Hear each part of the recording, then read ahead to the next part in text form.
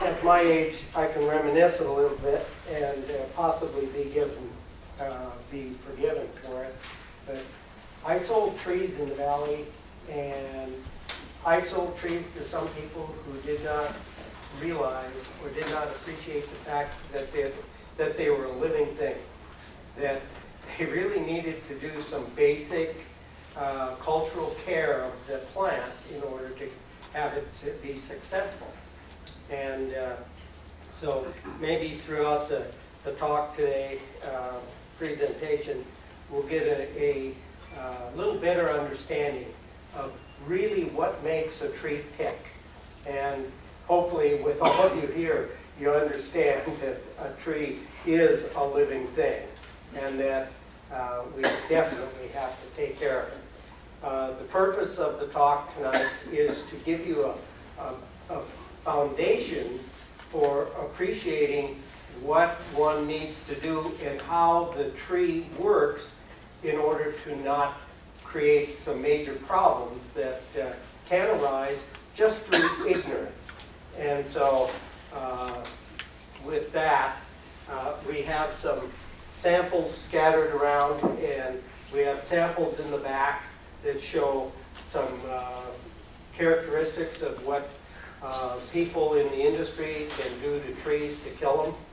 And it's not just people in the industry that can do that, it's homeowners themselves.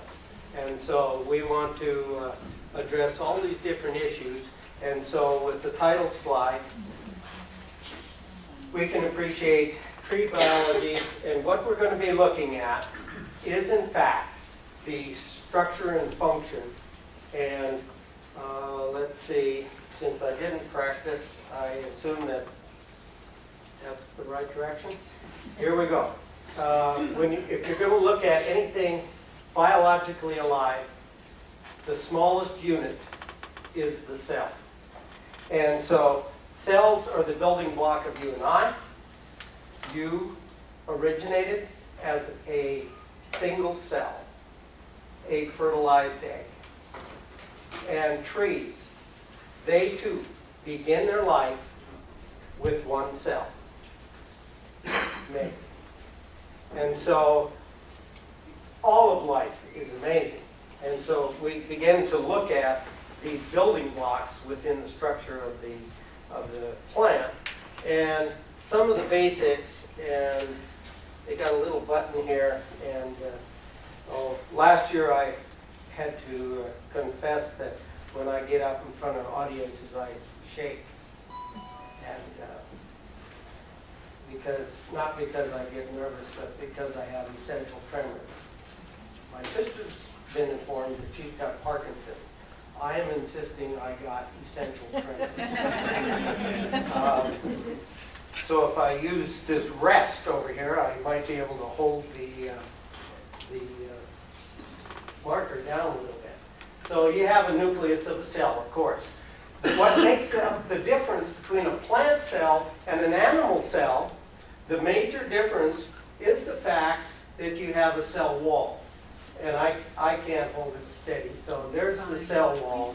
And we have some other parts of the cell that we have to take into consideration. Of course, the DNA is in the nucleus, and you have some organelles like the chloroplast, the mitochondria, and you have a lot of different things, microtubules. You've got a lot of activity going on in the cell, but it all has to originate within that cell. And the DNA in that cell is what programs that tree to become what it is. Cells, groupings of cells, will make tissues.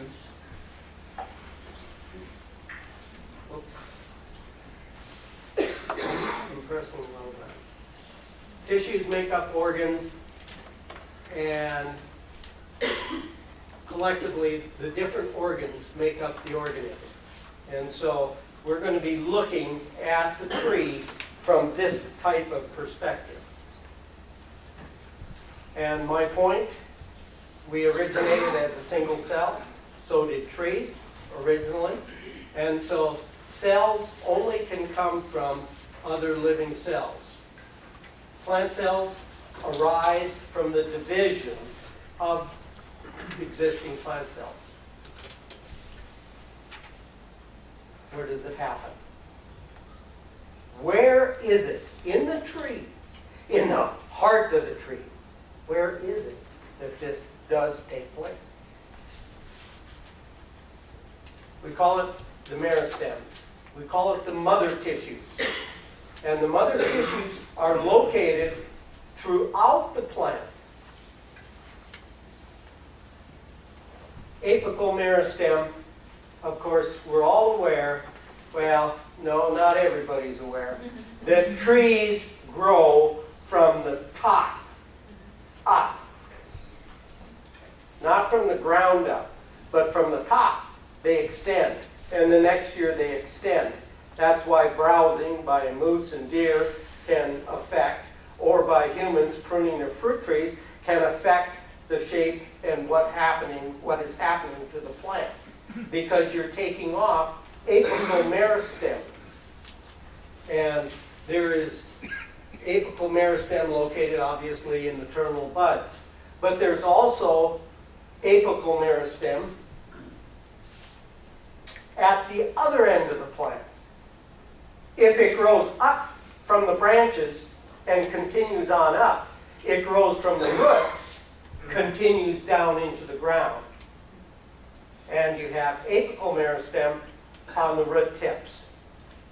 And this is a key. This is where those baby cells are being produced by the mother cells, the meristem, apical meristem. So if we look at it, you see down here the apical meristem right there, and then you see the zone of cell differentiation. And that's a big, difficult word to say. That means that the cells are beginning to take on certain tissues. They're becoming tissues. They're going to be forming different basic organs, if you wish, in the plant. And therefore, you know that, well, I don't know if you know. We'll get to the inside of the root a little bit later. And when we get to that, then I'll communicate what I was just about to say. But I think I got the slide better for you. Lateral meristems. There are more than one lateral meristem. If you have apical meristem that enables you to show that you see the growth going upward and the roots growing outward, that's apical meristem. But just like me, at my age, I am growing laterally. And this lateral meristem, I call adipose tissue, is actually, there has to be cambium tissue that produces new cells. And so if I were a tree and I'm this big, and I grow and I grow and I grow and I become this big, if the bark did not grow with me, I'm now the tree. If the bark didn't grow, that portion of the tree would be exposed. Therefore, you have to have something that is adding bark on the outside. Bark cambium. Lateral cambium. And you have, of course, vascular cambium that produces the conductive tissues. They are xylem and phloem. Okay, xylem is the wood that's laid down inside the tree. Phloem cells are laid down by the cambium on the outside of the cambium layer, toward the bark. And in fact, phloem is considered part of the bark portion of the tree. So when we look at this diagram, it's stolen out of a book, and it kind of hopefully communicates something here. It just tells you here's xylem It's on the inside. Here is the vascular cambium, right here, that, oh boy, right there, that brown. And here is cork cambium, this other darker brown. So the cork cambium is producing bark, and the vascular cambium is producing xylem. Oh, I hit the wrong one. Back up, please. Thank you. I'm thanking this device, and I'm the one operating it. Here you see, this is 1 year's worth of twig. Here's last year's growth, okay, or 2 years ago. And so you have xylem that was here, but you also have secondary xylem that was laid down by this vascular cambium. You have primary phloem here, but you also have secondary phloem here because that's 2 years old. So every year the tree grows, it's producing new wood and new phloem, new bark. And it's expanding and expanding and expanding.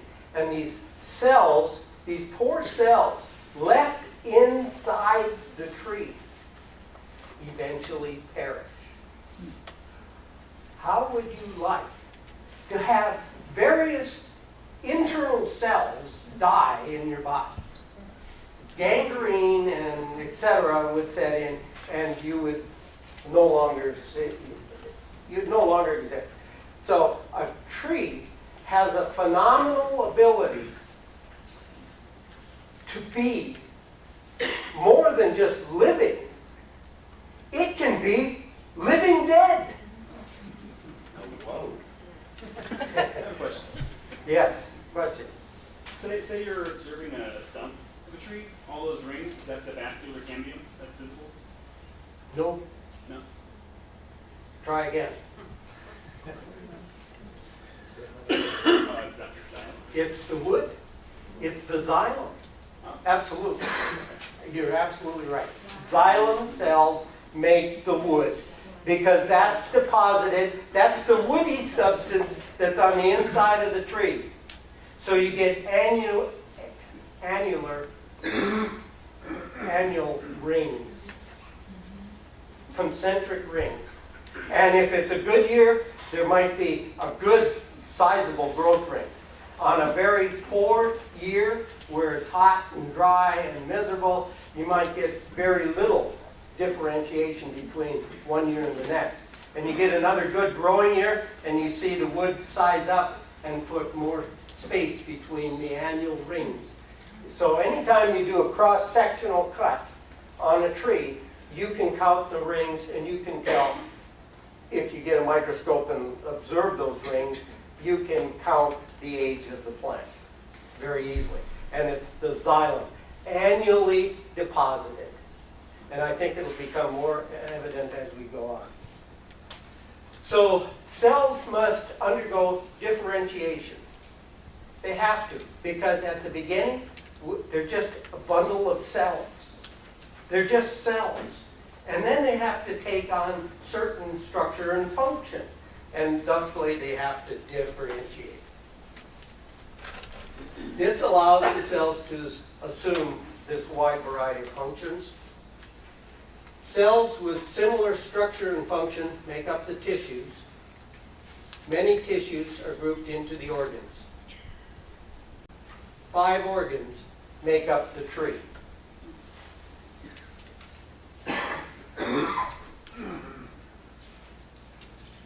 One, leaves.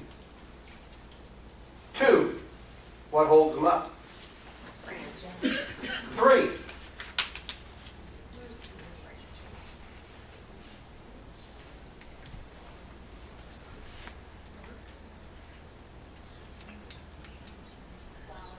flowers and fruit. We're not going to talk about flowers and fruit. You've already pruned your fruit tree. You've already pruned that stuff off because you only want a limited amount of fruit on your tree, because would bred them to produce so much fruit, they'll absolutely break down if you don't get rid of most of it. In fact, what you leave, you're probably going to hand pinch the fruit off your trees. Takes me about a month to pinch off, go to the king bud, usually leave it, but I pick the largest little apple that's on in a cluster of 5 or 6, and I pick all the rest off. I leave one per spur, and your fruit will be nice and large, and the codling moths will love it. Okay, root function. What's the function of the root? Certainly to anchor the plant, correct? It's going to establish where it's not going to run off to McDonald's to get a hamburger. It is fixed once placed, and the roots are going to go out. If they don't find nutrients and water, guess what? The root doesn't go, oh, well, I'm going over here because my right hand root is doing real well and I didn't find anything. I'm going over there. It'll just, hey, the tree says, you don't take care of me, I'm not taking care of you. And this will perish. So it anchors the plant, but it certainly absolutely absorbs water and dissolved nutrients. Don't forget that there is like tea in the water. Don't forget that there's dissolved nutrients that the plant needs. And it is the only way to get the magnesium and the sulfur and the nitrogen and all of these different components. It's the only way the tree is going to get it. Some smart aleck might put their hands. I've heard of foliar spraying my tree. You're right, but I don't. I'll let the tree take care of itself. And it has to by absorbing water and and nutrients that's dissolved in the water. So that's a major function of the root. What else? Well, it absorbs it. It better do what? Conduct it. Okay? So the xylem, those concentric rings that you see in the cross-section of a tree cut, the outer portion is where the water and the nutrients is surging up to the leaves that are like pumping stations where the water is leaving and the water is coming up and rushing up and rushing up, and it's in the outer, what we call sapwood, the xylem cells, where it's going up. Oops, the sugars are conducted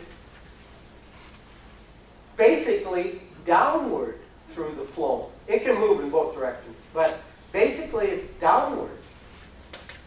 Why do the sugars have to go downward? Say what? I heard somebody say something. To be stored? Okay, for storage. True, because you saw that. I jumped one slide too quick. Okay, you're right. And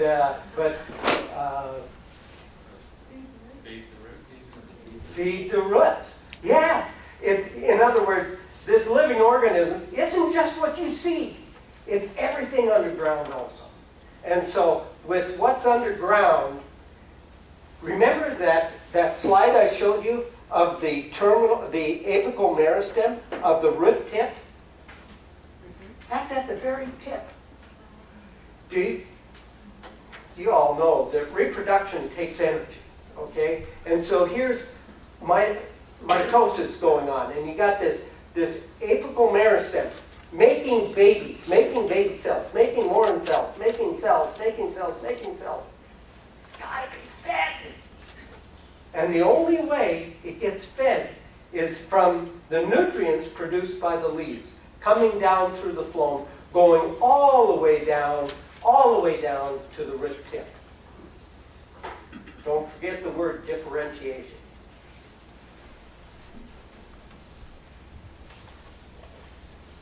stores carbohydrates, which are starches. Lots of times I use this analogy. If I take a pot, my wife would chuckle over this. You take a pot, you put a little water in it, you grab a russet potato or whatever. I don't even know what potato, but maybe you skin the potato, you throw it in the pot of boiling water, and you let it cook. You let it cook for 30 minutes. I don't know how long it takes to get a potato soft to mash, but you're going to mash potatoes, okay? So you put this potato in, and it's full of starch. Thank God the starch is insoluble. Otherwise, it would disappear in that water, and you wouldn't have a potato to mash.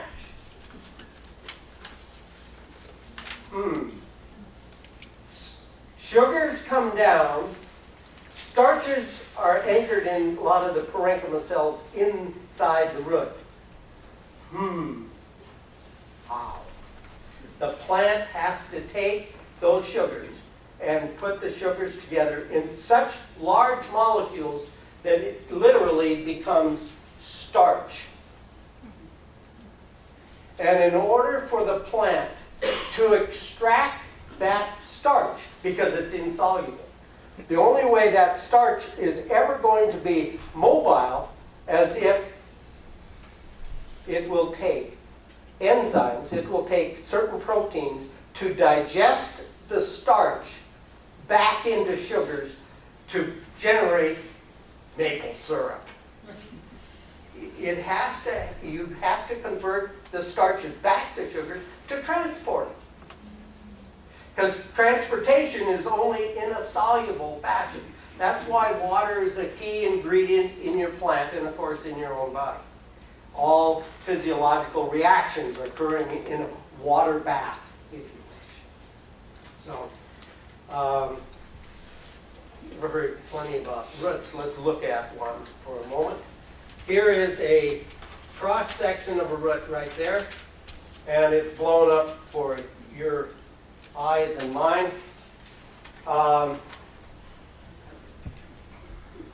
Rather than use this, I'll try to point a little bit. So here you have the cortex, and it looks like cortex is just the outer surroundings of the root. It's got root hairs. You see a few root hairs here, single cells going out, and water. This diagrams pathways of water into the plant. And the water can either pass through the membrane, which is called symplastic transmembrane pathway. It went through the plasma membrane. Oh, I screwed up. When we had the plant cell at the beginning, it's such a busy slide, I kind of slide through it pretty fast, but I shouldn't have skipped this. The cell wall. What in the world produced the cell wall? Cell membrane. The cell membrane manufactures the cell wall. So all our animal cells, you and I, all our living cells have a plasma membrane that gives them, that holds the cell together pretty much and keeps everything functioning fairly nicely. Okay? The difference between a human cell and a plant cell is the plant cell plasma membrane has the capability of manufacturing the cell wall to give it structure, because it doesn't have a skeleton without the woody cellulose that we call the cell walls. Okay? If I have the ground cover down and I only could water from the trunk, how are the little pathways going to get the water if they're way out here and it's covered with all my... Thank you. You just gave me a testimonial for somebody who plants a plant and puts a drip system around the initial plant and expects this tree to live 100 years. Because the roots are out there and the roots are out there. And I just fielded a question about how far, it was a litigation going on, how far do these roots extend? And I said, basically, a rule of thumb is take the height of the tree and lay it down, that's the radius. So if the tree is 70 foot high, as in today's examination, 71 foot high to be exact, the radius has got roots. That tree's got roots going, since the tree was 7 feet from the property line, it's basically, about 60 some feet into the neighbor's property. In fact, nearly all the way across the neighbor's property. And that's all okay. We share. We need to be friends with our neighbors. And, but do respect that the height of the tree tends to represent the radius. I've heard people say, oh, the root system extends out to a drip line. Well, what happens if you're a Lombardy poplar? Your drip line extends out 10 feet. That's a 60-footer. You got 60 foot this way, 60 foot that way. You got 120 foot diameter of root. So that's... So the chemicals people put in on grass and everything else sure affects that tree, because most yards are not 70 feet wide, and so you're really messing with a good thing. Her point was referencing the neighbor taking care of the grass and putting herbicides on the grass can affect, and how much they irrigate, can affect the performance of a tree in my yard. And especially if you're like me and you donate, say, almost 50% of it. I don't own a Colorado blue spruce, but I've done this when I did some landscape design. Stuck it in the corner. I said, you don't want this whole thing in your yard. You know, donate some of this to the neighborhood. They'll use it. So we had it in the corner, and they only had approximately, 25% of that tree as it grows up, because the other 3/4 of it is out and about. So yes, tree roots do go all over, and you don't control them unless you, on your property line, dig a trench, put in copper sheeting or something that will poison and keep the root from penetrating through. I don't want to delve on that, but I want to get back to the anatomy of the root. It's so exciting to me, because you people have to appreciate that plants have a way of determining what gets in and what does not get into the root. You have to appreciate, and if I had done a better job, you would be seeing plasma membranes. And in a more extensive physiology talk, I had the plasma membrane, which is bilayer, phospholipids, and they're like this, and you have water on one side and you have the outside over here or whatever. The plasma membrane is a fluid thing. It's not like a sheet of plastic.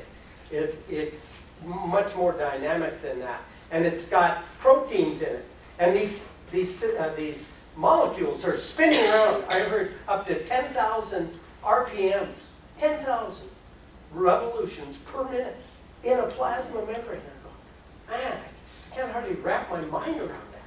So this plasma membrane is a fluid thing that keeps things, because there's proteins in the membrane. If this is a membrane, this is a membrane, and this is a protein, the protein says it could be a calcium receptor, and it accepts the calcium and lets it come into the plant through the plasma membrane.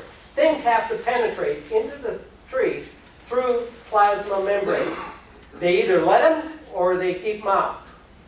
Okay? And so what you see here is an apoplastic pathway. And the thing goes, oh, I came to the membrane, but I'm going to just ease along, kind of like when I went to college games. By the way, Boise State playing their final tonight. I kind of wish it wasn't on the 5th of March. Okay. Anyway, you have this this water and the dissolved nutrients moving along, and it didn't penetrate in the cell. See, up here, it penetrated through the membrane right here, and then it's got these little channels, or plasmodesmata, if you want to know a name for that, little channels where the plasma membrane comes along the edge and swings through and into the next cell, and in the next cell. It's all contiguous. And so here it comes zipping along. It went through this plasmodesmata and here and here and there and there and there, and coming along, and it went through the membrane once. It's not good enough for the Casparian strip. When it gets to here, it runs into a defensive mechanism. Whoop, hold it.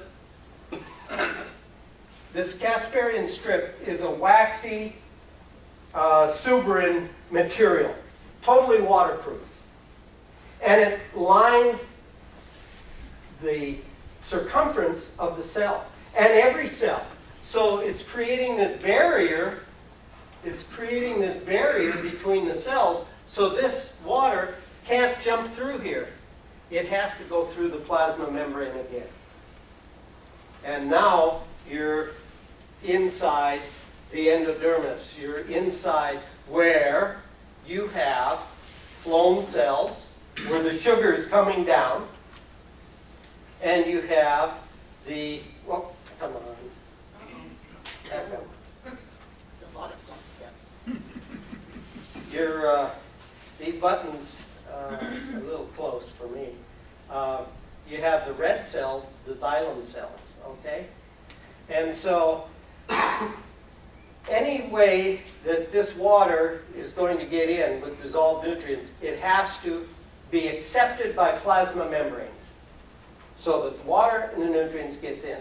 What I was going to say earlier was, I remember when I was a young kid, I grew up in a college town, and we would try to sneak into the college basketball games. And when the doormen weren't looking, when they got busy with other people, would try to slip in.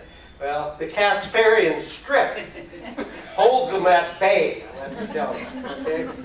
So that is, I'm trying to communicate that it's the inside of the root that's doing the conducting here, which is totally different than the stems. So the roots conduct on the inside of themselves, and the trunks conduct on the outer perimeter of themselves.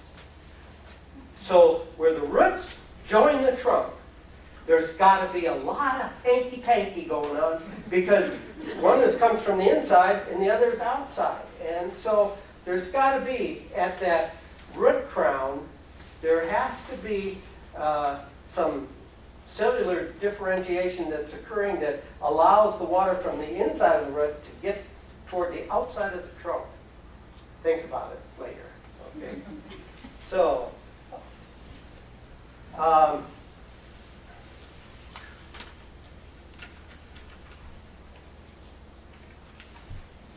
yeah, I can't get back to that first slide. I wish I had. Okay, trunks are the next item, and before I go there, please. Before I leave roots, can you envision that first slide I showed of the apical meristem of a root tip? Okay? That's good, because you understand that you have a root cap that protects the apical meristem down in the soil.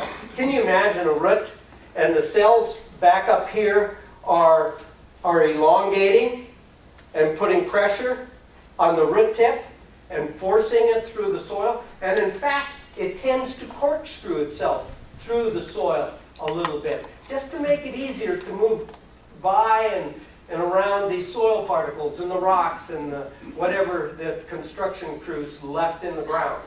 You know, so you got these roots penetrating the soil because the cells are elongating and putting pressure, and the apical meristem is constantly adding new cells. Okay? Some of those cells further up, are becoming xylem cells. Some of them are becoming phloem cells. They're becoming phloem cells. So let's picture a train, if you wish. It's sugar, a sugar train, coming down through the phloem, entering the root, penetrating through the root, getting closer to the apical meristem. Oh my God, I ran out of a pipe. Or I ran out of tracks if I'm a train. So here's my cargo of sugar dissolved in water, and here I come, and all of a sudden I get down there and I run out of track, and I ooze. And I bathe those cells. And those cells then get the nutrients they need. And, a shocker to me the first time I heard it, up to 30 to 50% of the total sugar production of the leaves goes out into the rhizosphere, out into the surrounding of the roots. It doesn't do that further up, people. It ran out of tracks, or it ran out of the piping, because it wasn't differentiated enough to just function as a total construct flow.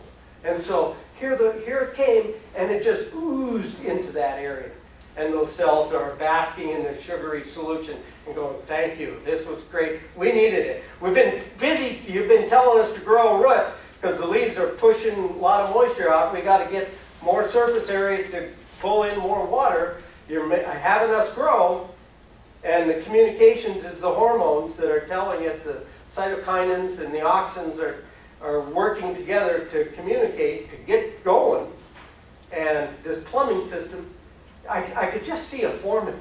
Yeah, but the pipe isn't built yet. You know, stop the train. It isn't going to work. It just keeps coming.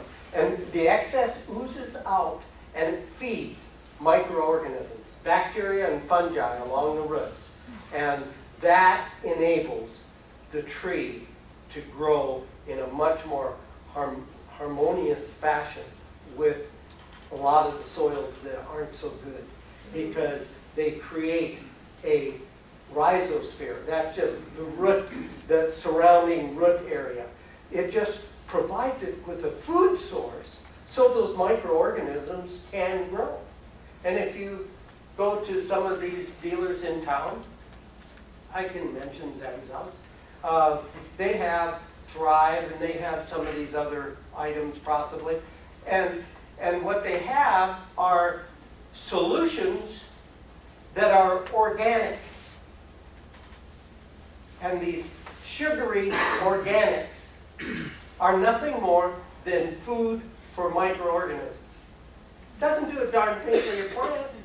It feeds the organisms, but those organisms in turn help the plant. So this system, Mother Nature already figured it out.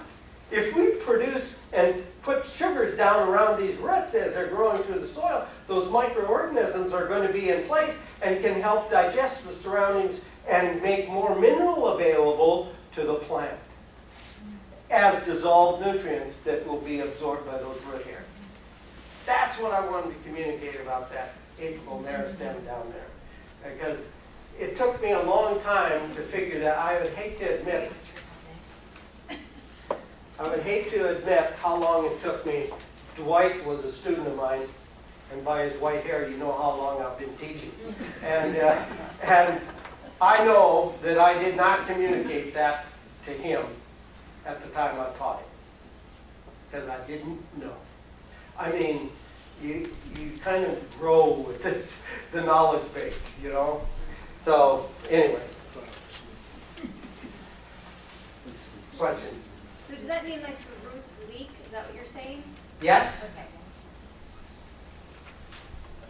Can I ask you a practical question? So are you recommending a systemic fertilizer like, say, Thrive or something? And where would you put it? If you want to use organic fertilizers, you have my permission. You know, I'm not advocating one thing over another, but where would you put it? Well, if you're looking at this root system, where would it behoove this plant to receive the nutrients? On the edge. In this area. And you've all seen photographs of trees, or you've observed it, where trees tip over, and there's a big old pancake that comes up with the roots, and the roots are about this deep. Well, I took a group of wonderful hort students, and one spring we had a tree that was flopping all over the place, and it was just going crazy. And they called me up, and I observed it in the summertime. I said, "Go ahead and stake it. Just keep it there." I said, "This is too good a project for my students. I want them to witness this." So here's a tree that had been in the ground. It was about a 3.5-inch Mount St. Helens plum, I believe, and it was growing there, flopping in the wind. If the wind blew this way, it flopped that way. If the wind blew this way, it went that way. And it was just socketing in the ground. I know, okay, it's been planted way too deep. And it's not established right. So I convinced the homeowner that I would get students. Took me from fall to March at spring break to get enough students that would cooperate to go out on their own time, and we filmed this, and we dug we put a root ball that was about 4.5 foot on this tree, okay? So we dug a moat over here, and it went all the way around the tree, and we dug straight down. And we moved that soil out, we dug it down, and then we finally cut in underneath the plant, got it rocking, and we just manhandled this tree. And it was spring break in March, and the leaves and the blue mud were starting to break. Absolutely the worst time in the world to move a tree like that, where you're going to do what we did. We were going to bear roots. So we rolled this into a horse trough, water trough, and we washed all the soil off of it. And where it had crisscrossing roots, we cut them off, eliminated them. And I can tell you that we ended up, without exaggeration, we ended up with a root ball that was approximately 6 inches thick. Wow. 6 inches thick. So we had to put all this soil back in the hole. And we brought some good stuff with us, and some leaf mold that had been decomposing for years, and I call it black gold. And so we filled this hole, we put the tree on, and then we filled with additional native soil along with our black gold, that compost material. And there wasn't enough weight to hold this tree up. So I had to stake it.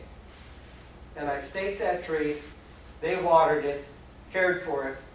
I came back in about August, a year from the time I first witnessed the tree. And the tree was just like that, solid. Took the tree stake off the tree, and it was good to go. It worked perfectly. That tree was destined to just stay as a floppy tree because it was way too deep. It had some circling roots. It would eventually girdle the trunk. Roots, by the way, I got samples in the back. When we take our break, you can look at it. You'll see that roots can graft to the roots, to the same roots. They can graft, and they form a continuum. Not a problem. But trunk tissue is not root tissue. You know that.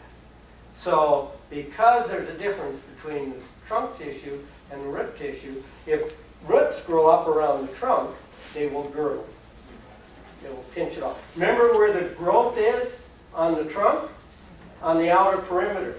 You constrict it with twine around the root ball. You restrict it with, oh, I'm going to stake out my, my horse, and you tie the rope to it or a chain to it. Yes. Girdles. Yeah, you can really girdle. But I got to keep going here. I'm going to digress here too much. Here we go. Enough on root function. I got my point across about the plumbing has to differentiate, and where it isn't differentiated is where the ooze comes in, where it actually leaks out of the root. So now we talk about trunks. So structure and function. What's the function of, did I jump more than one? Trunk structure, okay. I thought I had other, I guess I didn't. Okay, here we go. Let's look at the structure of it. And what you have, if we start at the bark, come on. That's my fault. I'm pressing the wrong button. I'm technologically challenged here. Here's the bark, goes all the way around, and we'll start over here. There's the bark, and it's called the periderm. It includes the cork cambium, cork, and new parenchyma cells. Okay? But you'll notice that this bark is actually part, not only just the outer extremity that is waterproof and tends to be insect-proof, questionably on some things, but it is designed to protect, and it's because it's waterproof, it keeps all the moisture that's in the tree. That's a good thing, okay? So then inside the bark, you'll notice that this is secondary phloem, which is considered part of the bark. Then you have the vascular cambium that lays down to the inside, xylem. And to the outside of this vascular cambium, it lays down this phloem. So the term I should use here is that if these are conducting vessels, we would call this sapwood. That's where the sap flows. It's not part of the heartwood. The heartwood are cells that are mostly dead. And so every year you add a new dead layer. Of course, a live layer on the outside. But you add a new dead layer, and a new live layer, and then a new dead layer, and so your tree grows and grows. 38-inch DBH, sycamore today. That's a big tree. Had to have been there probably 70 years, possibly. Don't know for sure. Okay, you understand the structure?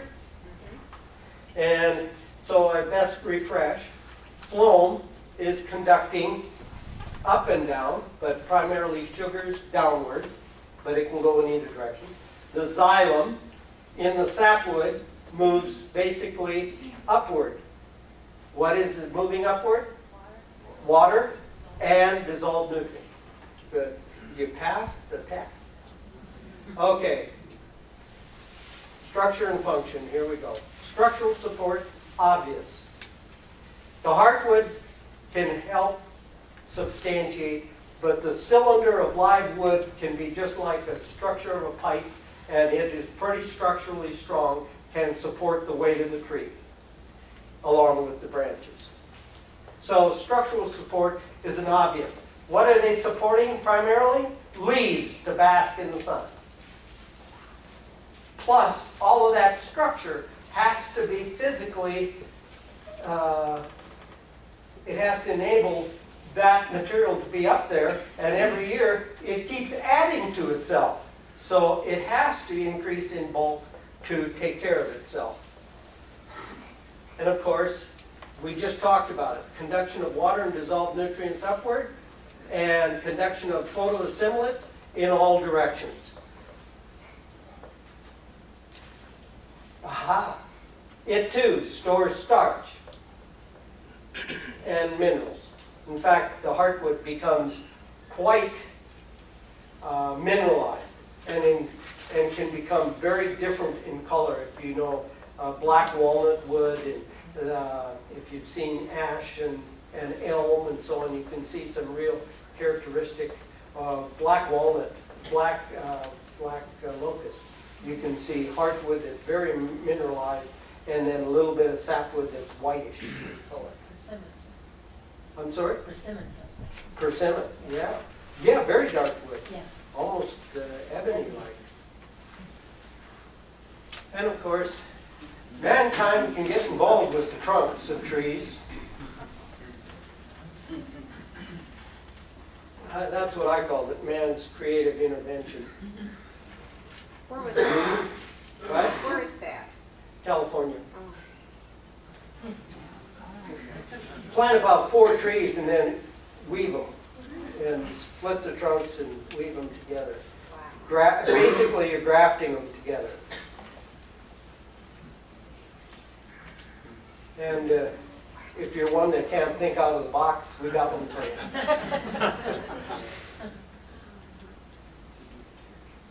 And that one looks like it's getting ready to be launched.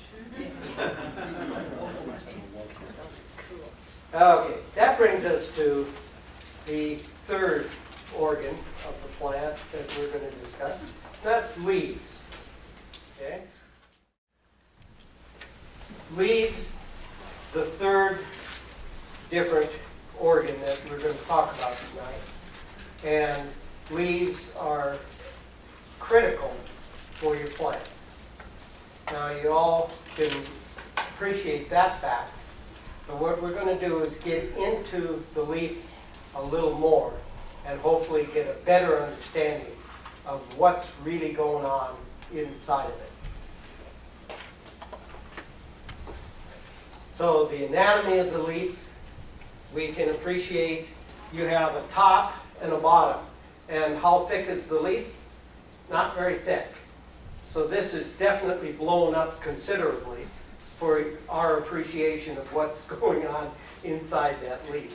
You have the epidermal cells on the top, and you have epidermal cells on the bottom. You have the palisade layer that's full of chloroplasts for receiving sunlight. You have let's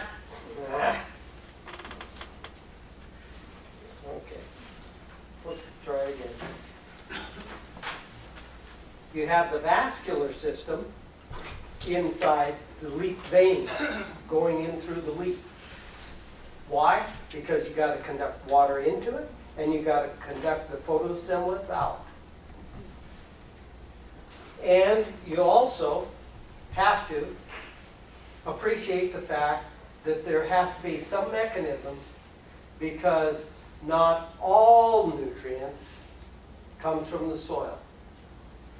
Carbon dioxide comes from the air. You've heard trees benefit our atmosphere by pulling carbon dioxide out. And that's a true statement. And so carbon dioxide has to get into that leaf. And it does through pores called stomates, stomata.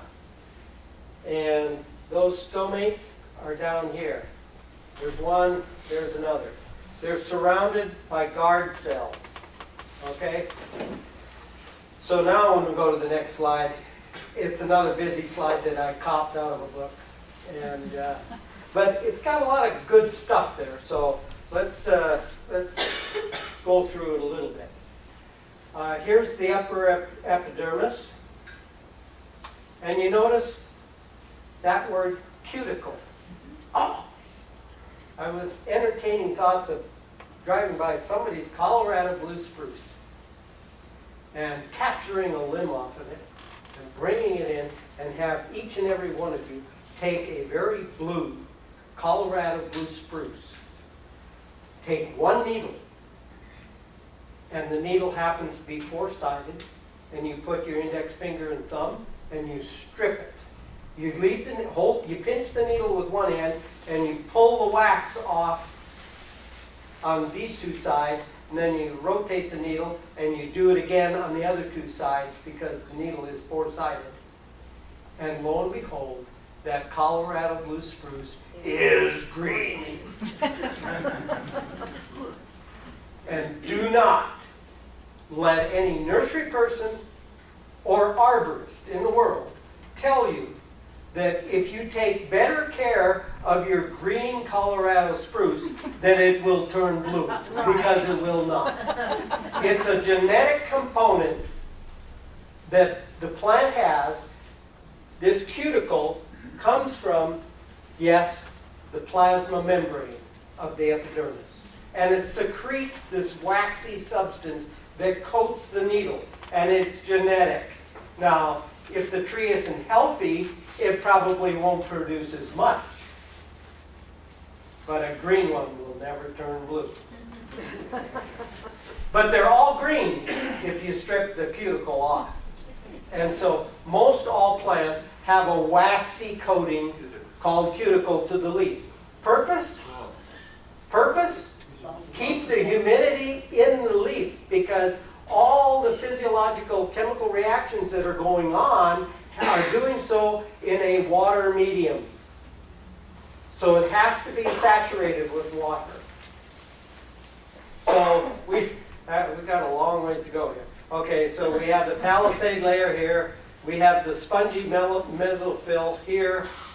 And this is just more loosely organized for air and moisture to move in and out of the cells of the leaf. The palisade layer, the upper layer, is very dense and very green with all the chlorophyll, chloroplasts in it. I'm sorry. Anyway, so then let's look at this stomate down here and this stomate over here. It says, in this situation, it says high water vapor content. Well, you got the xylem bringing in the water, and it's actually coming out of the xylem cells because there are pores in the xylem. There's water moving outward to take care of all those cells. And so water is getting out there, and it's evaporating, and so you have a high water, pretty much 100% water vapor content inside the leaf, and it will move outward to a lower water vapor content. Tomorrow morning when it's raining, it won't be going either direction. It's 100% in both directions, outside and inside, with the rain. So here you have, I always give you previews of where I'm going. Maybe that works, I don't know. But it's not my intent. Here we have low carbon dioxide, and the reason why it's low compared to the higher concentration of carbon dioxide on the outside of the leaf is because the leaf has trapped and utilized some of that carbon dioxide. Therefore, it is at a lower concentration here. So the air just, the carbon dioxide molecules just naturally gravitate by, if you want to use the word osmosis, it just moves from a higher concentration to a lower. That's the main direction it would be going. And the water vapor content is going the opposite. By the way, these guard cells, right here, here it shows you a guard cell.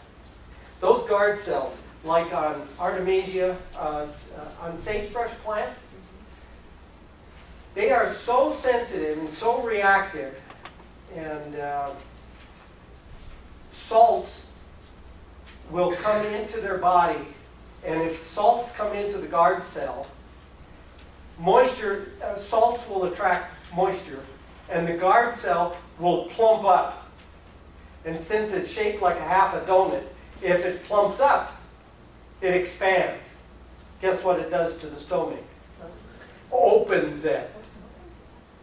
Think about it. The donut, if it expands, the donut hole gets bigger. If it collapses, if the salt concentrations, if the potassium ions and so on are moved out of it, and it collapses, it becomes flaccid, it closes. And Artemisia is one of these plants that the sun is shining, flaccid. cloud moves over the sun, guard cell pumps up, and air is exchanged. Sun comes out on the other side of the cloud when it drifts by. Within seconds, stomates can close. Amazing. Not all trees have that capability, that fast a reaction. But I thought that was a good example. That's enough of that. So, in the leaf, you know leaves are green, but you also have purpley plums, and you have various other colors of trees. And of course, in the fall, trees can become different colors. You have chlorophyll,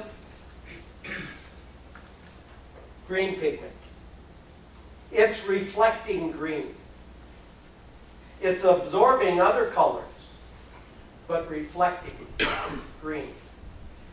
You have carotenes that are the oranges and the yellows, and they're present in many leaves, but they're not present to the quantity that the chlorophyll is. Therefore, chlorophyll masks some of these other colors, other pigments that are located in the cell. And there you have anthocyanins, and that can generate the purples and the reds colors in the leaf. And I guess now is as good a time as any. You always have to communicate to the students why trees change color in the fall. And so here's my rendition. Chlorophyll is a busy molecule, right? It's working.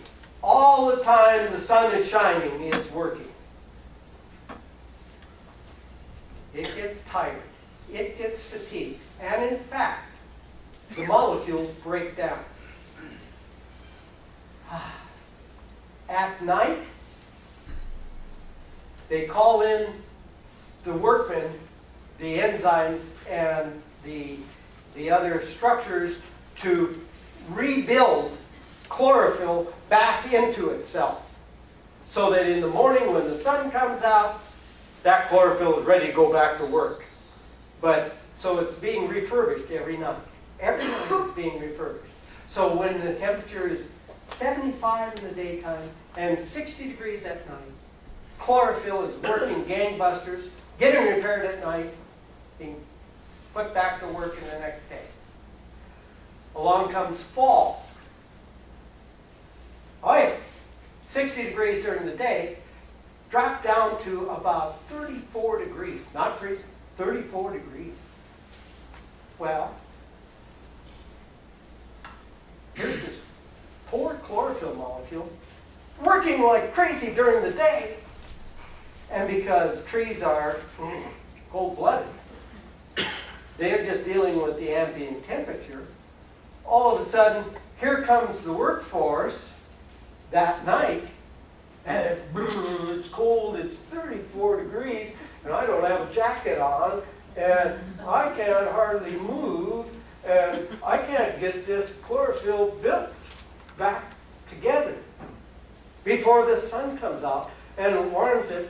But by that time, that chlorophyll is trying to work, but it's not built back. By the way, magnesium is the center atom in a chlorophyll molecule. And it turns out that chlorophyll, if you took the magnesium out and you put iron in place of the magnesium, you basically have hemoglobin. You're not that distant from other living things, people. Okay? So this chlorophyll molecule didn't get built back. But the anthocyanin was sitting there, and it wasn't so busy anyway. It didn't wear out during the daytime, and so at night it was still anthocyanins. And then the next day, poor chlorophyll, it can't reflect green anymore because it's no longer the real true chlorophyll molecule because it broke down. Anthocyanin says, see me? I'm green. Okay, so you get this gradual change. It doesn't have to freeze. It doesn't hurt, excuse me, if it freezes. freezes a little bit, but it doesn't have to be real super cold. It just has to be so cold that the plant can't reconstruct chlorophyll molecules at night. Therefore, you start seeing fall colors. And some of you, like my aunt once, zipped over to the East Coast just to see fall color. You know? Marvelous. Well, we got enough fall color around here to suit me. So, anyway, that's a little bit of the different pigments that you'll find in the leaf. And the leaf cell, of course, has, as we've been talking about, the chloroplasts, and it also has mitochondria. And this is where I want to talk to you about these issues.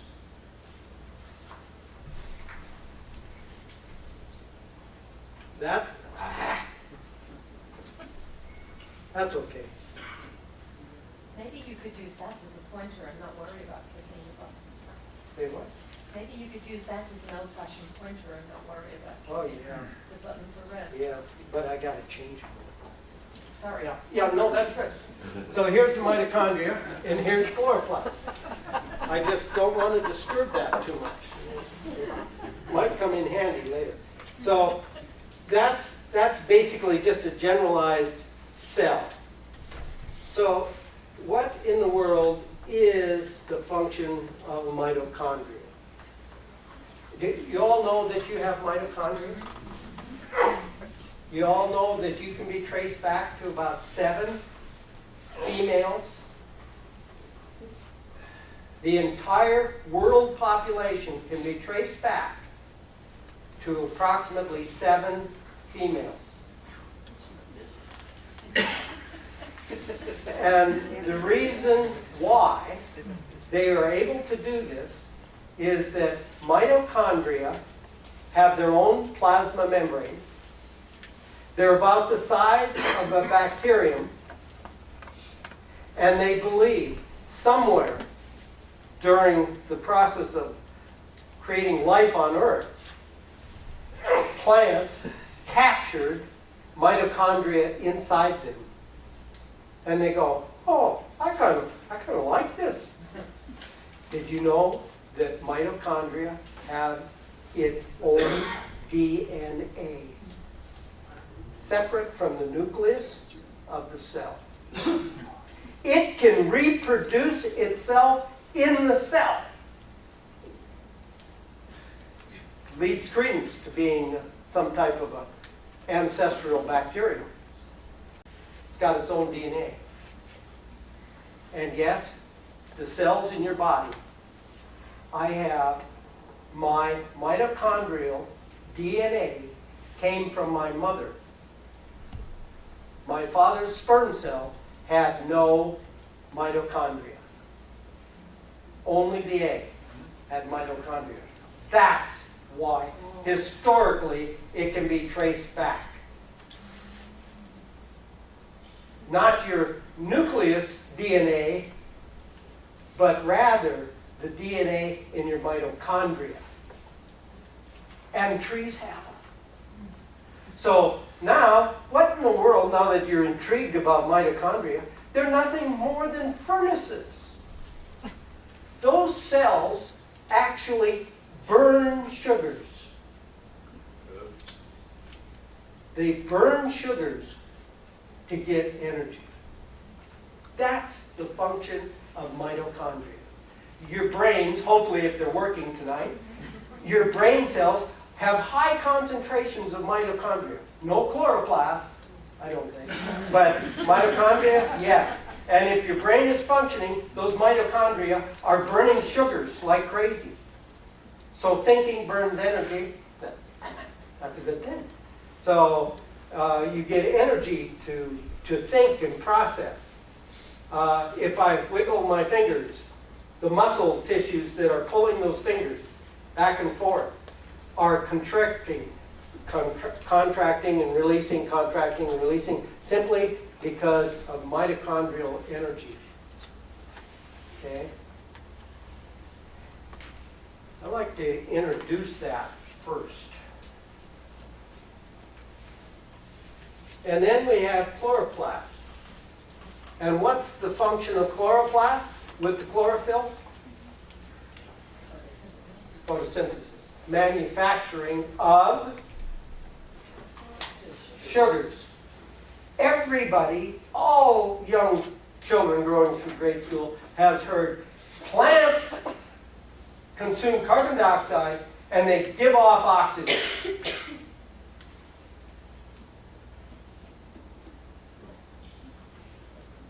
Right? Yes. Yes. But they're a lot like you and I. They also burn sugars like you and I. They just can't zip to McDonald's to get that hamburger for the energy and da-da-da-da. So here we go. Yes, every one of them has a plasma membrane. You're aware of that, right? Oh. Chlorophyll, I mean the chloroplast. Chloroplast has their own plasma membrane. Chloroplast, I believe, has its own DNA to the point where cells can replicate, inside themselves can replicate chloroplast. You can have more or less chloroplast because it has its own DNA, and it can function also like a separate organ, like an organism.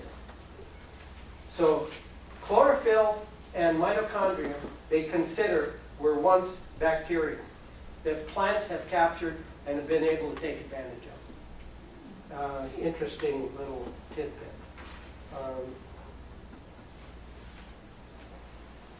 And yes, you have the cell plasma membrane, and they're the same.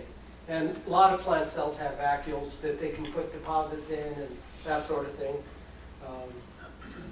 Okay, here, leaf function, respiration.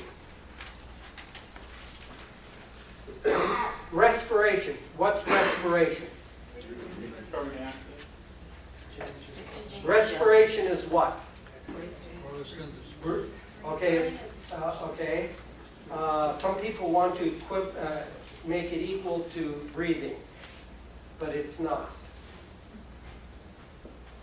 Is that just emitting carbon dioxide? Just like when humans respire, they emit carbon dioxide? When a person respires, they give off carbon dioxide. Have you heard of lactic acid and the buildup of lactic acid in the muscle tissues and that sort of thing? And there's carbon dioxide buildups? Where did that come from?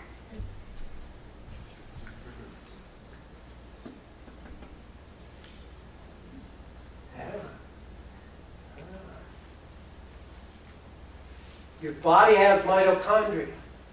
What goes into the mitochondria? Sugars. What do you do in the furnace? Burn it. You use oxygen. You burn the sugar. What do you get? Sugars are burned in mitochondria. So here you go. It's just a nice way of putting, ooh, I like that energy. Okay, that's the big thing. That's the thing we don't want to lose sight of. I apologize for being in your way all the time. Glucose, C6H12O6, plus oxygen yields carbon dioxide and water, plus the biggie, the energy to do work. That's in our bodies. But plants have mitochondria too, and they're doing the same thing.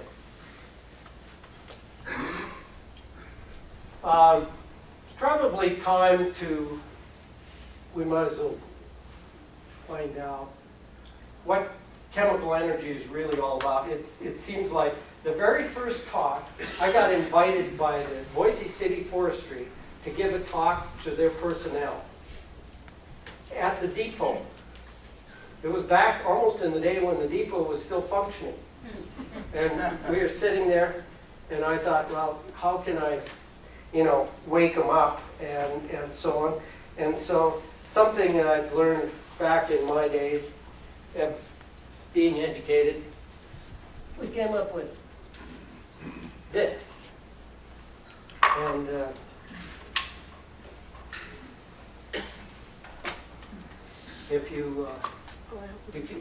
Is there anything in it? You're just wet.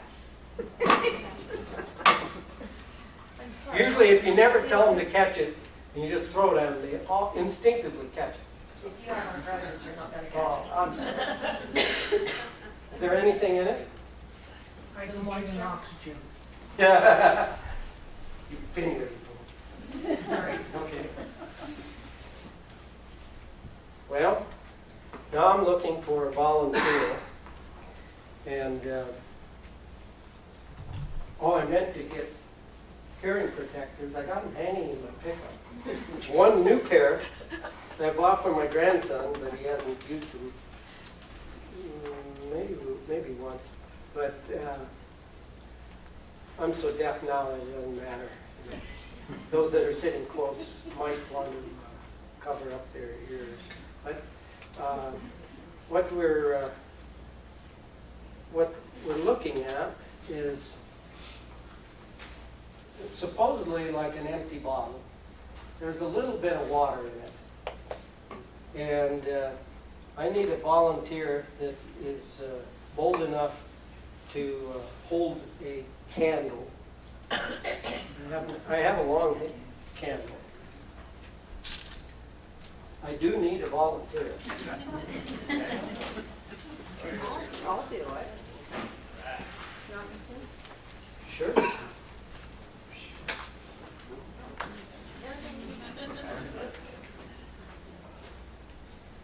We'll get it. There it goes. Okay. Now, oh, no, be gentle. Be gentle. Now, what we're going to do is we're going to have the lights go way down low. Almost, I think we'll go black. And this lady is going to, your name? Molly. Molly. Glad to meet you, Molly. I want her to stand right behind me, close, and I want her to reach around with the candle in front of me. Okay? Maybe a little bit, there we go. A little bit down that. That's good. She's got the safest place in the room. And I'm going to open the cap, and some of you might want to plug your ears. But turn the lights down as low as you can get them.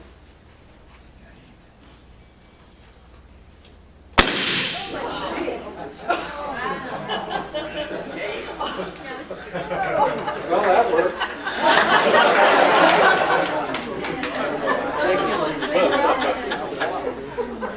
I think one's enough. But in college, it usually took 3. You know, there's enough macho in the class that got to hear that again. Okay, lights up a little bit. So, what that was just chemical energy. There's all types of it, and if you lived in Afghanistan or Pakistan or whatever, you'd be well aware of chemical energy. Okay? There's all kinds of explosives. This happened to be hydrogen and oxygen. And if you look close, you observed blue flames shot down into the bottle and produced water. But then there was so much, it was such an exothermic reaction, it produced so much heat and light that it rapidly pushed itself right out of the bottle. And you saw the blue flames shoot out the bottle. If you do it in total darkness, you can, you know, it's like seeing the 12-gauge shotgun go off in the middle of the night. You know, it's pretty dramatic. This isn't liquid hydrogen, liquid oxygen that lifted the astronauts to the moon and so on. This was gaseous. Very few molecules in there, but highly reactive. Not until you add some critical energy to get the reaction started. And the candle provided enough energy to get the reaction to go, and then it provided its own kinetic energy to continue the reaction. We formed water. I was supposed to go like this. I'm kind of out of practice because I've no longer got to teach Terry the last year of horticulture. We retired, and she called me up, pleaded with me. Okay. Yeah, we formed water, but the water we formed, most of you have already inhaled a molecule or two that was produced because it got blown all throughout the room. You know, it's vapor. It's not in the liquid state, it's in the gaseous state. This liquid was just what was remnant of me running reactions to get the hydrogen and oxygen to create this. So, I think to be safe, we'll just open the rest of these up. If it was a college class, we'd have to do it more than once. Okay, so that was hydrogen and oxygen. There was a lot of chemical bond energy there, wasn't it? So, I don't, you probably wonder, what in the world does that have to do with plants? Well, I'll get to it. Plants use energy to do these things. I wonder if I should, okay, I'll just continue. You know that there's chemical energy. And if the plants can harness it, that was an explosion. That was uncontrolled chemical reactions. Biology, my cells and your cells and tree cells, they don't want uncontrolled chemical reactions. They want to meter it out, electron by electron and so on.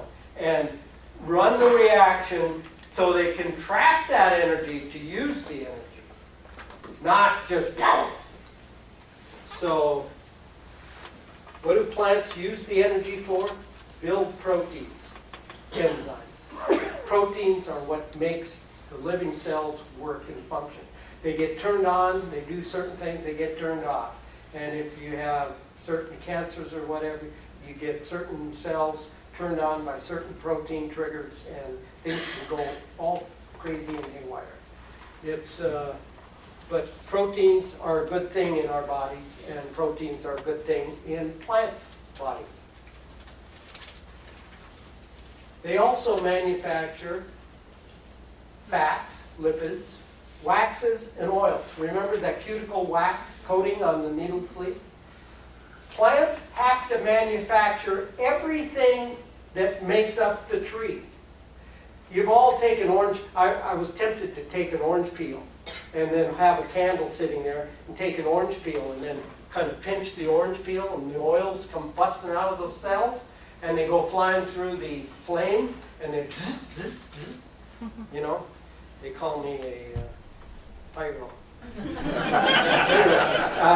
But where did those oils come from? You have the citrus tree. It didn't pull oil out of the ground. It manufactured those oils. It took energy to do that, folks. So all of those things require energy. They build complex carbohydrates. You know, cellulose. Cellulose and lignins. Lignins are very difficult to digest. It gives you good fiber. Cellulose is wood. You can't digest it. Termites are going, They have bacteria that can digest cellulose and get energy from it. Because cellulose is nothing more than like 10,000 plus molecules of sucrose. Or glucose, pardon me, I said it wrong. Glucose. You just put tens of thousands of molecules or hundreds of thousands of molecules together to form cellulose. And it's undigestible by us. They also create hormones, the chemical messengers in the plant's body. The auxins that are produced up here in the terminal buds are communicating with the plant by moving hormones through the system, communicating down to the roots to grow more root. And the cytokinins produced down in the roots are moving up and telling, it's kind of a checks and balances, if you wish, to communicate to the cells above to grow or not grow. So there's a lot of different hormones in the plant that are controlling what's going on. It's, you've all heard of the raging hormones in young teenagers, you know. Well, plants have raging hormones of auxins and cytokinins and so on in their body. And they need them to know what to do. Oh, and this is, I'm kind of remembering things that I've said at this point with various other audiences. One of the things was this, because it was real to me. I was selling plants in a nursery, and I had these marigolds sitting in little six-packs, little tiny cells, root system. Okay, and these poor marigolds didn't get sold the first week they arrived on the shelf. So we're watering them. We have to water them 3 times a day. Keep them alive, you know. And pretty soon they get totally root bound, and I'm just hoping somebody will buy these poor marigolds, and they're sitting there, and if you didn't water them, they quickly started to wilt. And the plant's wilting is hurting the plant. It's just about dead. And when we see this wilting plant, we water it, up it comes. Didn't die this day. Next day, you didn't get to it till 11 o'clock, and the sun's been out since 6. Uh-oh. Wilted down again. Pretty soon, this plant is telling itself, hey, we can't trust this guy. He's not taking good care of us. We can't grow.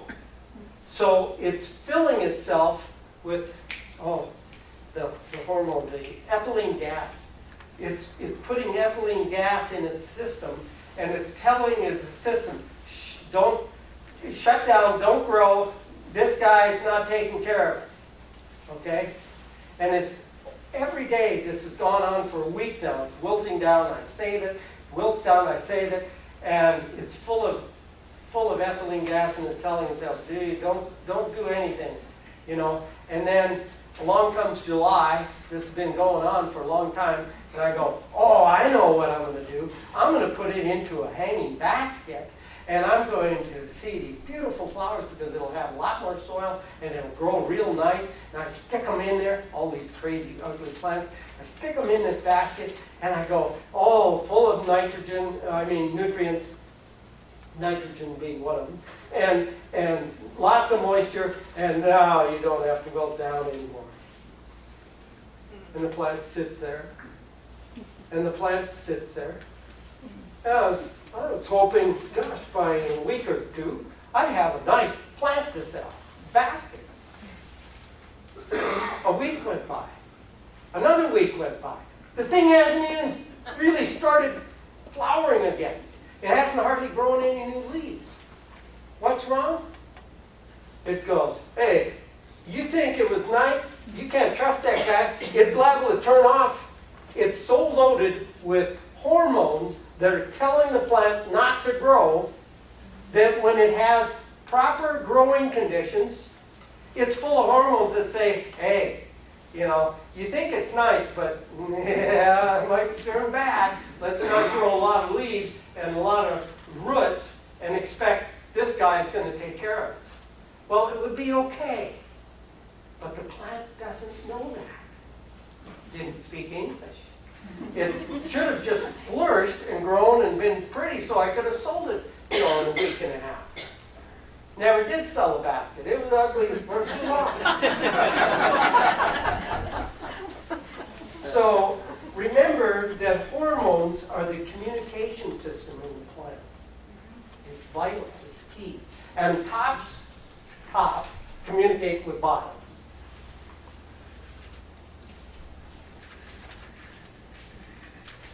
And they also use energy to actively transport. They say, okay, come along with me. We're going over here.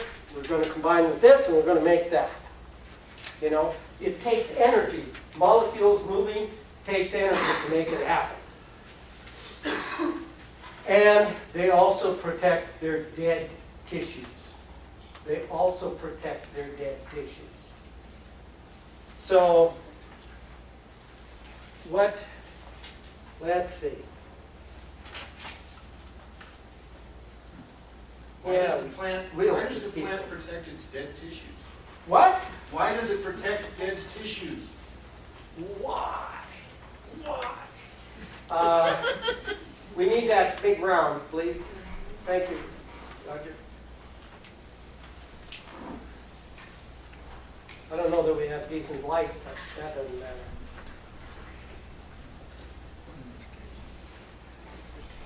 That's it. Thank you. Okay. There, you want to hold that for me? Of course, it's got enough mass, I can't hardly shake it. There was, when this tree was younger, there was a flaw. How about flipping it around once? I thought he rotated so the wind would come on my side. I said flip it, didn't I? Okay, so something happened to the tree when the tree was this big around. There was damage. I know. A lawnmower came to it, or a fire came through. They were burning brush and it got away in the grass right up to the trunk and burned the trunk tissue or whatever here. This is all heartwood. This is the only live sapwood that's conducting water. Just in the outer few, like this much of the tree. The rest is dead tissue. So when you have, thank you, we'll keep it, yeah, that's it. Let's find a flat spot and maybe it'll stand. Maybe not. Maybe yes. Okay, here we go. Thank you. So when a tree is a sapling, I knew they'd come in handy. You can pass that around and someone else can pass that around. You won't neglect this side over here, and you can pass that on. You can put your fingernails into it. We could cut it in pieces so that you can see more of it.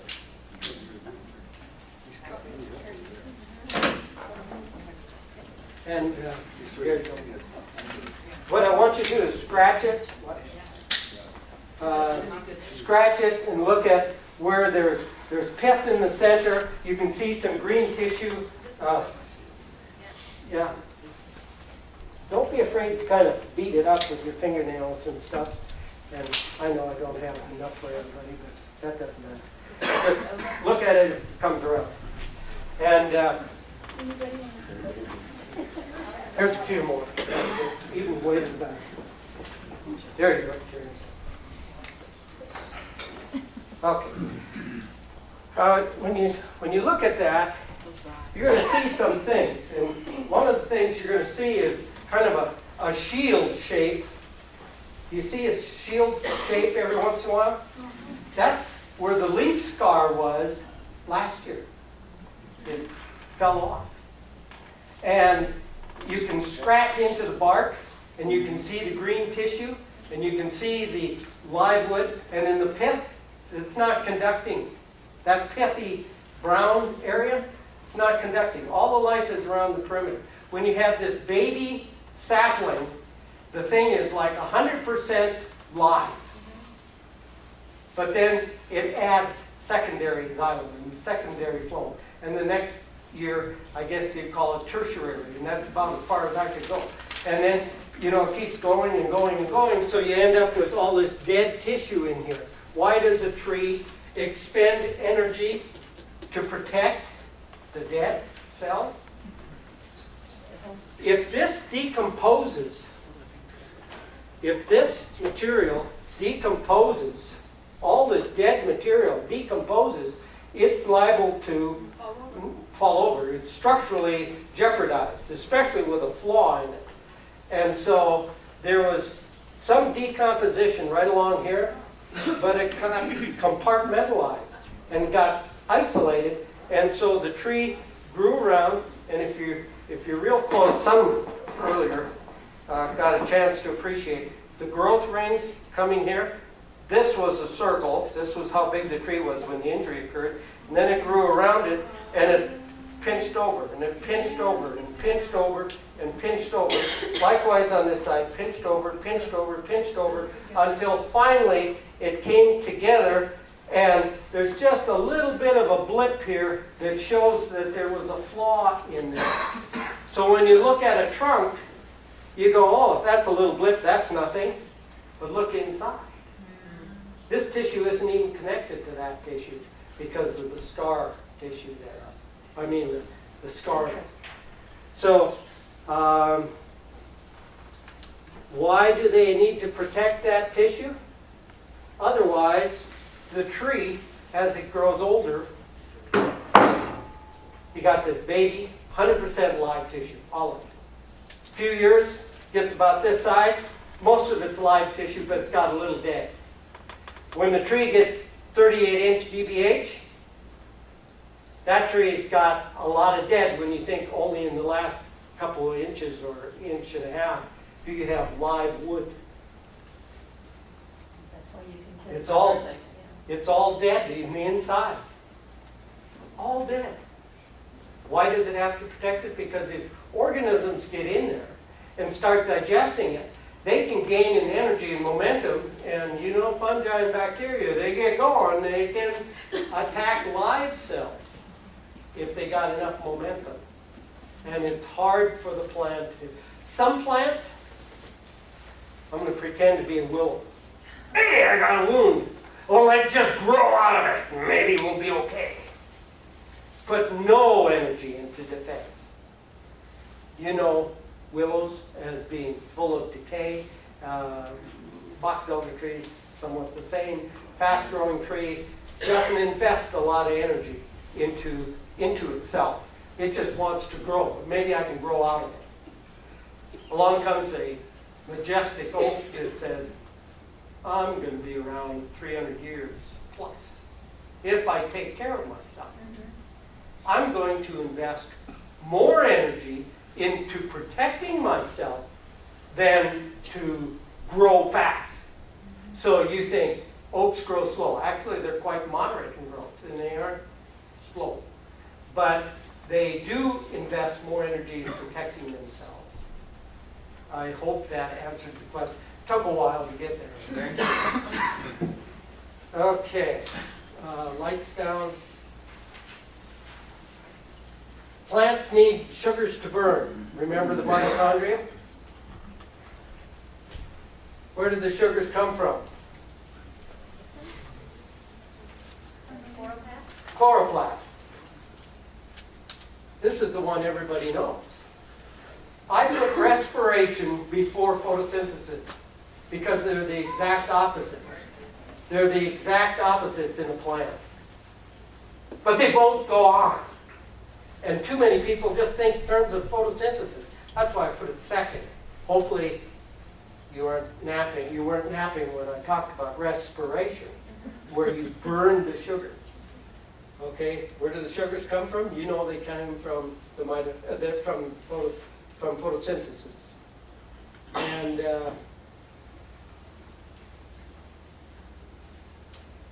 sugars are produced in the chloroplast.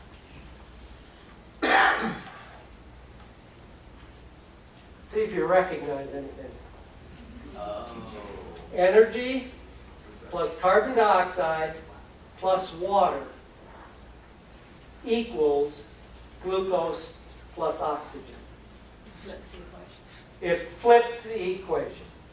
You are the first lady that's ever said that in the entire time. I've presented this presentation so long.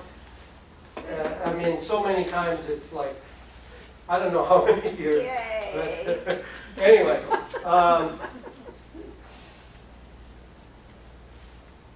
you have to appreciate that carbon dioxide comes from the atmosphere. Water comes from the soil. So here we go. We're a water molecule coming up, minding our own business. Up through the xylem we come, out through the branch, up into the petiole of the leaf, out into the leaf itself. And here you have that palisade layer full of chloroplasts. And I'm the water molecule, and I'm minding my own business. And I'm, going through the plant. I'm about to evaporate to become gaseous and go out the stomach. But lo and behold, there's a chloroplast with chlorophyll, and the chlorophyll molecule is basking in the sun. And it's gaining more and more energy. And as this water molecule meanders by, it smashes the water particle apart into hydrogen and oxygen. That's why you used the bottle earlier. Hydrogen and oxygen make water. And if you split water apart, you get the oxygen and you get the hydrogen. The hydrogen fixes to the carbon dioxide and forms glucose, and the oxygen, hopefully it's not an oxygen radical, which is going to oxidize anything that it comes in contact with. It comes in contact with another oxygen molecule, forms a molecule of oxygen, and leaves out through the stomach. So the hydrogen is what contribution the water gives to the photosynthetic reaction, besides cooling, it does that. But you get it? That water comes up, and the amount of energy that it takes to split water apart is exactly the same amount of energy it took to put water together. When water was formed, it was an exothermic reaction. All that heat and light that you saw, that's how much energy a plant leaf has to absorb in order to split water apart. That was the message. I don't know how many in the audience ever gets it, but that's the whole key of why I did that reaction. It's got to split the water apart. And the hydrogen fixes to the carbon dioxide and forms glucose. So energy in the form of sunlight agitates the chlorophyll molecule, and it gets all worked up, and it's busy working, and its job is to smash water apart. Get the hydrogen, fix it to carbon dioxide, let the oxygen go on out. And thusly, you in grade school learn, yes, plants give off oxygen, and they take in carbon dioxide. They don't teach respiration, and they should. Okay. Yeah. Yeah. Okay. Older trees are mostly dead tissue. Trees protect themselves from decay by creating reaction walls in tissue that already exists. I don't know if this is the time to do it or afterwards. Maybe. Maybe we'll do it right now.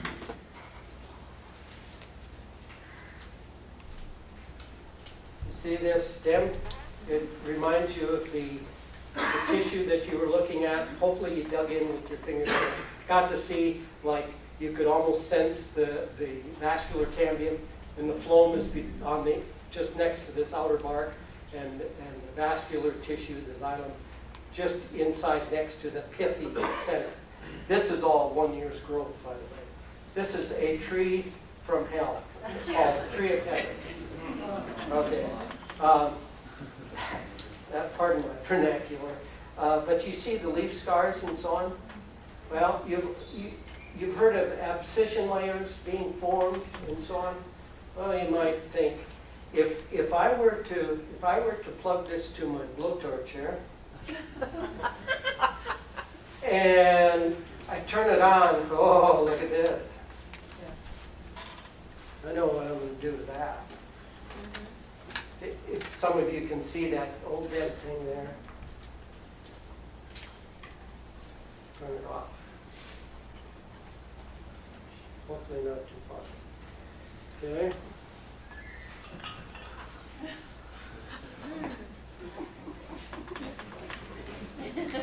Start motion move. I'm wondering if it's time. Come on.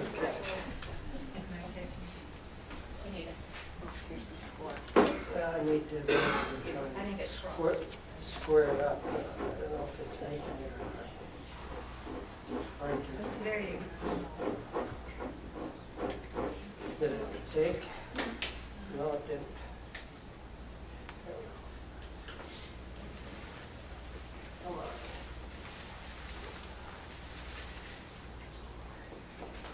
What in the world? There it goes.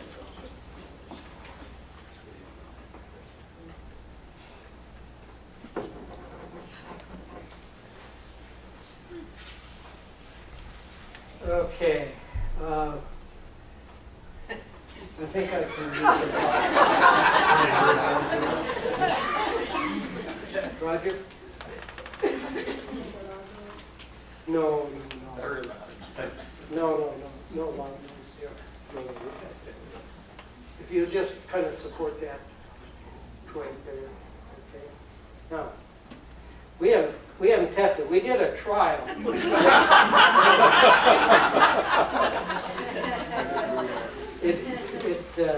We're safe. Those have been opened. I'm going to put pressure on it, and if our tape job, ooh, that was candle wax. If our tape job holds, we should be pressurizing this. So you saw me just prune this? Yep. Should be leaking, huh? So what do you think? I don't hear anything. Strike him in.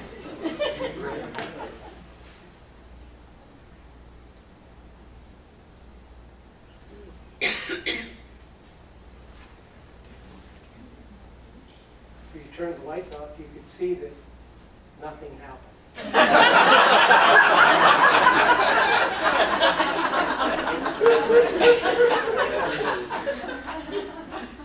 You people,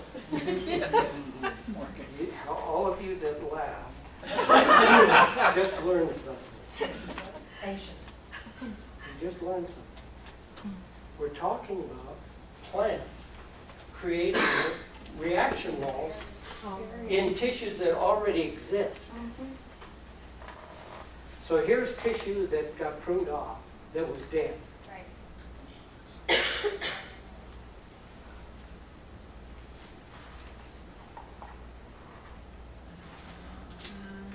Uh-huh.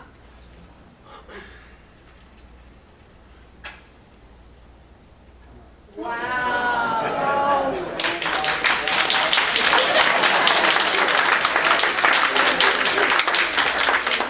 That was wicked cool. That is. So this proves that it had some xylem Yep. and phloem, conductive cells. Yep. It also proved to everybody that snickered when this didn't burn, the fact that this plant has isolated that prune, that cut, that dead tissue, and sealed it off. It also, what I didn't double check, what I wanted to show you also, was the fact that these leaf scars, they're full of xylem and phloem. In fact, if you have those samples laying around, unless hopefully they didn't get picked up yet, if you look at those scars, you will see vascular bundle scars. You'll see vascular bundle evidence in dotted form all the way around that shield, where you have xylem and phloem. But if you've heard of the abscission layer, before the leaf falls off, the plant says, oh, I don't want to dehydrate all winter long and evaporate. I have to secrete suberins and waxes, and I have to plug each vascular pipe with tylosis and so on. I have to seal it up so that I don't lose moisture. And it worked. You didn't see any other flames, and I was kind of going around here. But that's a fact. Plants have that ability to protect themselves. Is that why they make the, like when you cut a branch off and you get the hollow form?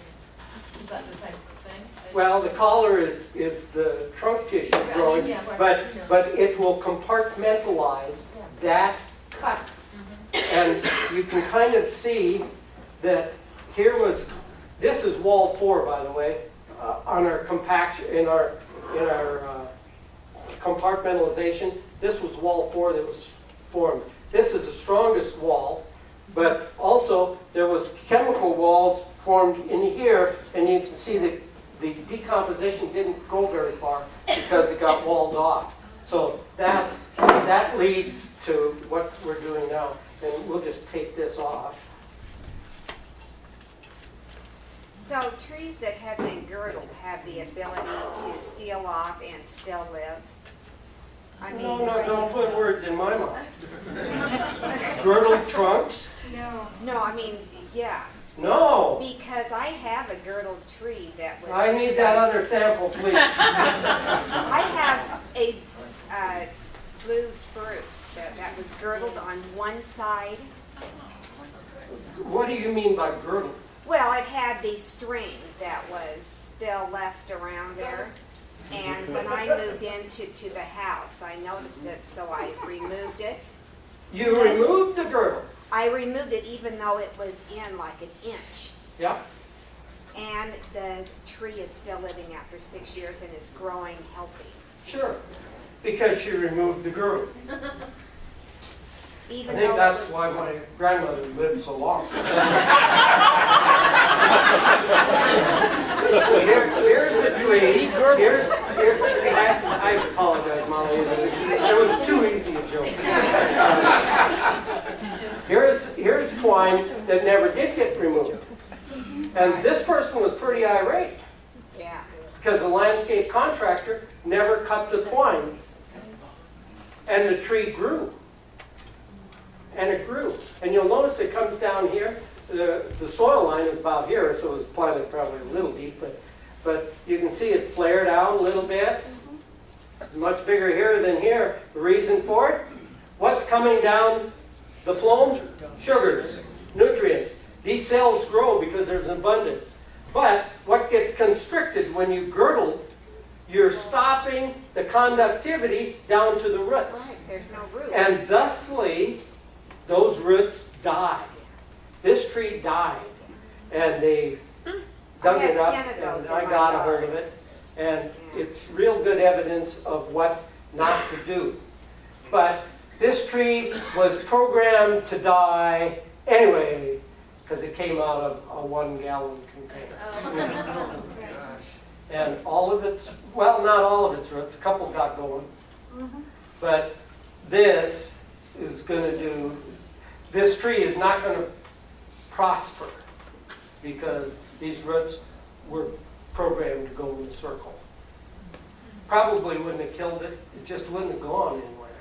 I know the company that I worked for, we planted some thundercloud plums, and about 2 years later, 3 years later, 5 years later, whatever, they came back and they said, you know, all these trees are growing nice and they bloom wonderful. We have one tree that's the same size as it was when you planted it. Still alive and still doing good. It had roots like this. They never went up, never did anything, never prospered. What do you do? So had you left the twine around the tree, it would have died. But you were smart enough to remove it. And when you removed it, they say if the pinch is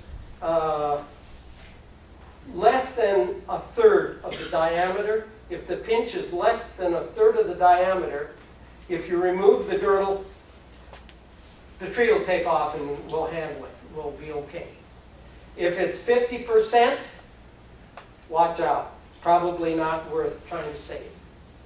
I had a bunch of, if you'll bear with me, I got called out to the Black Angus Foot Ranch down by Melba, if anybody's ever been out in that country. And they had 20-year-old Austrian pines growing, and they were dying one at a time. They were getting very round-headed, like an old deciduous tree. They were losing their apical dominance of being spire-like shape.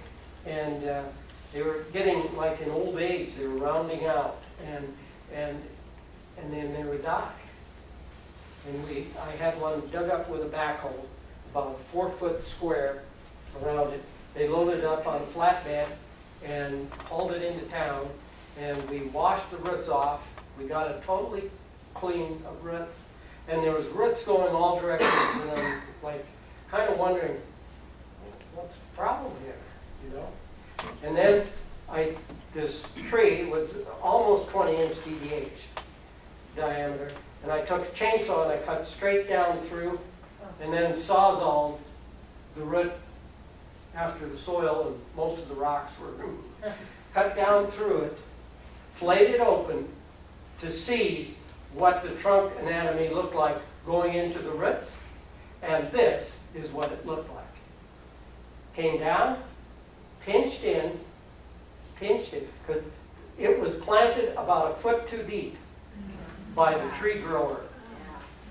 Well, when they plant it, and then they cultivate, and they push dirt on it. And they cultivate 3 times a year. 3 times, next year 3 times, next year 3 times, next year 3 times.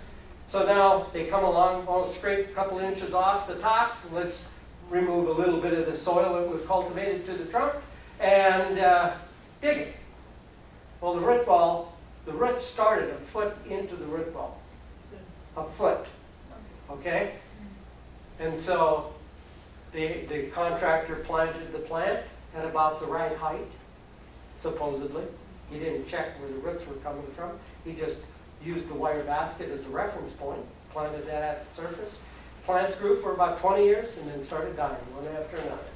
I got called out to that place twice over a 2-year period, trying to figure out what was going on. I first went to herbicides and so on because I couldn't find a weed on that place. And I thought, But fortunately, they had the wherewithal, they had a backhoe, and they dug this tree for me. And then when I cut down through, the trunk came down, pinched down to about 3 inches. Went in, and then the roots came out, and those roots were growing up, crisscrossing past the trunk, and that is what constricted the trunk. Roots graft to roots, but roots are different than trunks, and they don't graft, and you get root girdling the trunks if they're planted too deep. And it was constricted down to this size, a tree this big, down to this size, inside the root ball, and then expected to live. And everybody, including myself, was scratching their head wondering, what's going on? Sometimes you don't know until you do an autopsy. Or necropsy, as the biologist would say. So, I got to punch through this. We're there. Here we go. Reaction walls. So what are these reaction walls? And how do they do that? They create reaction walls in tissues that already exist. Yeah. And they can, by growing new barrier reaction walls themselves. Here is a trunk, a cross-section of a trunk. And then they cut it across a little ways, and then they allowed it to come back out toward you, if you get the gist of what this is now. So, reaction wall 1 is what we demonstrated. The first wall that gets produced when you have xylem and phloem conducting vertically, and you wound the plant in some fashion. The first reaction wall that's produced is vertical. Through tyloses, and that's plasma membranes and so on, collapsing inside the vascular cell, the plumbing, it collapses inside and plugs it. So there's no conductivity, vertical, both from the top and from the bottom of this wound. That's reaction wall 1. That's what was demonstrated so nicely. You people thought flame was going to come on that dead tissue, but the plant had tylose, and flood all its plumbing system so it didn't dehydrate. That was wall one. Nicely demonstrated. I gotta remember that if I'm ever invited back. I'm so old they decided to videotape it.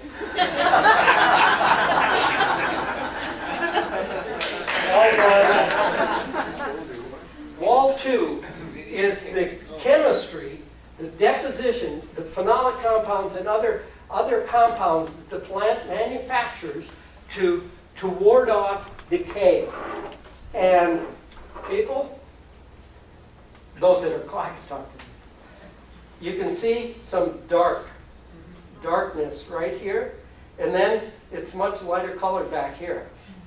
Decay has penetrated a little bit, but wall two is produced by these cells that was sapwood at the time of this injury, and these cells have been laying down a chemical barrier to try to prevent that decay from penetrating any further. And in fact, lots of times that chemistry that's deposited changes its color, and that's what's happened here. Because the decay has been ostracized to right here. So this is some of that chemical deposition. So that's wall two. Wall three. Never ever talked about wall three. Wall three.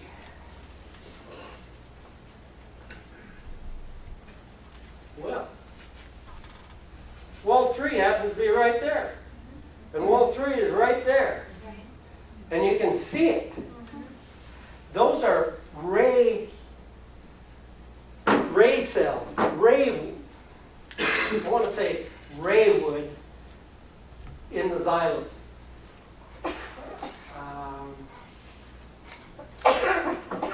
I'm thinking how to communicate. Okay, when you have sapwood on the outside, to get minerals inside here, you got to have a highway. The highway are live ray cells that continue from the cambium into wherever it's formed. It will be there, and then as the tree grows, it extends outward and becomes a ray down into that sapwood. So you get ray cells, raywood lines going to the heart of the trunk. And that is what creates, and that's what you can actually see here, creates a compartmentalization trying to keep it from taking over everything. It stops it this way. So wall one came this way, wall two was here, wall three is here, and wall four is the outer one. New barrier with its growth. So that is one heck of a demonstration log that should never be lost. I'm glad I found it in my garage. So,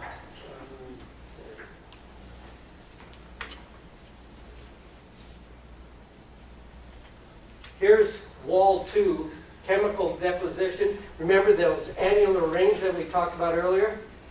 So it secretes the chemicals to create a chemical barrier. It's mostly a chemical barrier. So wall one, xylem cells plug vertically. Wall two, this is a review. Test later. Chemical deposition is wall two, and that's what you see by the red. Wall three are ray cells depositing chemicals that keep it from going all the way around the log. And new barrier wood is wall four. And you can see how it, elastiform and it's the strongest. And you can see that it calluses over. And if you examined that, some of you did, you can see how it rolls over. Still open right there. But here is the wound. And you have wall one here and wall one there. You have wall two on the inside. Wall three doesn't show because it's angular going in. And then wall four forms the outside. That's a really good explanation. What happens when a tree is sun-scalded and it splits? Will it eventually, it won't the barrier wood won't The enclose that. cambium has been connected. What happens when a tree sun scalds and gets a crack in it? Right. You have damage to the bark. You've killed the bark cambium, and you probably killed some of the inside cambium due to solar radiation. It's deadly on a smooth-skinned tree in the wintertime when it snows on the ground and the sun is shining. Notice the low sun angle coming straight in on the trunk, perpendicular. It's the most penetrating radiation that can happen, okay? In the summertime, it's coming in like this, and you have a canopy to protect the trunk. But in damage is done, if you want to protect a young tree trunk, protect it in the winter, okay? So now you've sun scalded, you've destroyed through ultraviolet radiation and so on, you've killed some of the bark cells, and you've killed possibly even some of the vascular cambium. And the tree cracked. So it's got a crack. It's not a continuum. So this cambium can't connect to that cambium. Eventually you can get growth over, like was demonstrated. And eventually you might just have a sliver on the bark that shows it. It can grow over, it can compartmentalize and continue to live.